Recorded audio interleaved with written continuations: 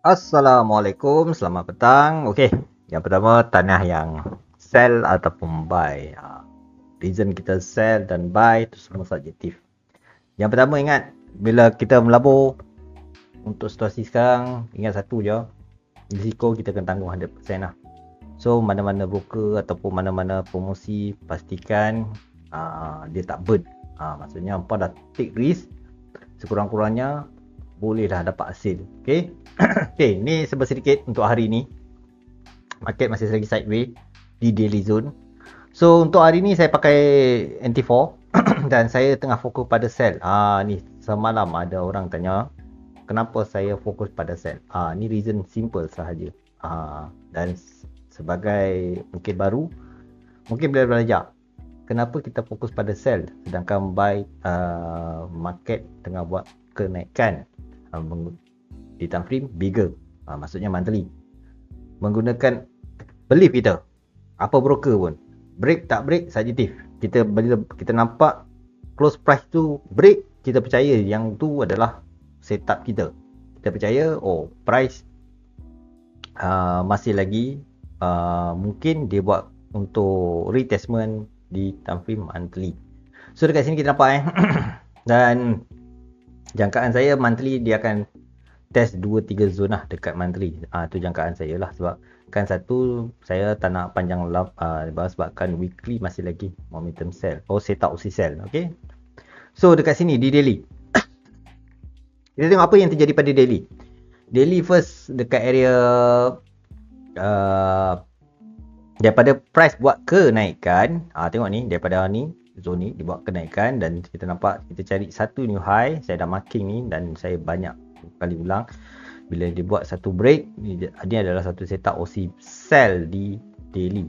Ni bigger time frame lah. So dekat sini kita tak payah tengok yang ni, kita tengok yang terkini kat sini. Apa yang terjadi pada sini dan apa yang terjadi pada zone semalam di spike.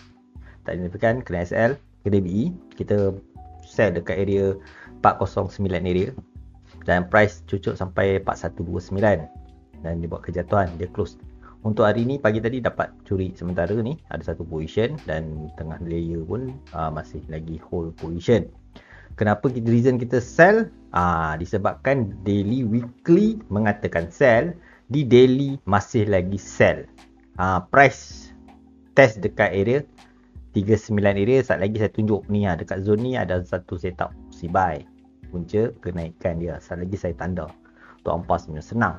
So dekat sini kita nampak kenapa saya masih fokus pada sell. Saya menyangkakan dia pergi balik dekat bawah tu. Itu simple reason kita. Punca kenaikan dia daripada sini, price test balik dalam zone tu dekat area 39, angka baru. So dekat sini jangkaan saya dia akan close break kat sini nanti.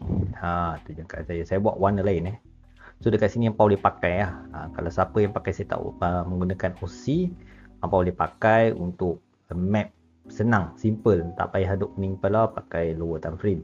Sebab lower time frame ni kita terperangkap bila situasi jadi macam ni, kita nak kita target price masih lagi nak buat kenaikan kejatuhan, tapi kita percaya ada zone yang dia respect dekat sini. Ni lah reason saya kenapa price tak dapat break. Satu, zone ni dia belum pecah lagi. Tapi saya menyangkakan dia akan pecah. Bila tak tahu, tapi saya target untuk malam ni ada satu kejatuhan break. Tapi kalau price naik macam biasa BE ataupun SL ataupun MC. Ni saya tunjuk sebab ikon perang. So dekat sini kita tengok price respect zone ni. Punca kenaikan daripada sini. Ni setup OC buy terbentuk. Price belum cuba masuk dalam zone ni, sebab tu dia test dalam ni, dia pergi balik kat setup OC sell dekat sini. Ni sell, ni buy, simple. Okay, sekarang price kat tengah-tengah ni, tengah-tengah ni kita nak buat apa? Saya berani ni, saya cuba je masuk. Sebab satu, macam saya percaya price kemungkinan dia boleh pergi balik zone bawah ni, simple. Dan kita tengok bila price naik, dia buat satu setup OC sell kat atas ni, buat pullback untuk jatuh dan dia test balik, jatuh. Pagi tadi dia test bagi entry, dia jatuh terus naik, laju dia naik balik. So tak ada masalah sebab dia respect SE ni. Ni ada satu zone yang dia belum break ni. kemungkinan kalau dia dapat break ni, tak payah nak tunggu pening kepala, tunggu kat bawah ni. Kenapa kita nak cari buy kat sini? Tapi saya peribadi, saya akan fokus pada sell lah. Sebab 3 Tamfri Samarah weekly mengatakan sell untuk belief saya punya broker. Yang saya pakai broker ni, saya percaya ada kejatuhan lagi.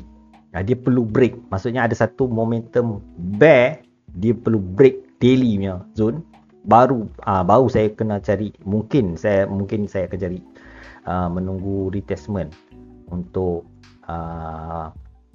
mencari buy position. Dia perlu break dekat angka 39 area. 39 area tu maksudnya ada satu zone yang saya target untuk candlestick bear perlu ada. Tapi jadi tak jadi saya juga, sebab itu kepercayaan saya. Korang macam kalau nak fokus pada buy, fokuslah pada buy, sebab ni angka buy saya nampak, bukan tak nampak yang ke-6 ni angka buy. Dia reject, dia test masuk untuk ni, test balik. Mungkin dia boleh test balik, dia buat double bottom, boleh terjun pun boleh. Tapi macam saya peribadi, saya akan fokus pada apa yang saya nampak. So kat sini jangkaan saya dia akan buat kejatuhan balik dekat dalam zone ni. Ni punca kejatuhan dia, ni paling low. Maksudnya shadow ni yang break ni, yang ni paling low. So sini dia punca kenaikan dia, dan saya target ada kejatuhan untuk entry zone.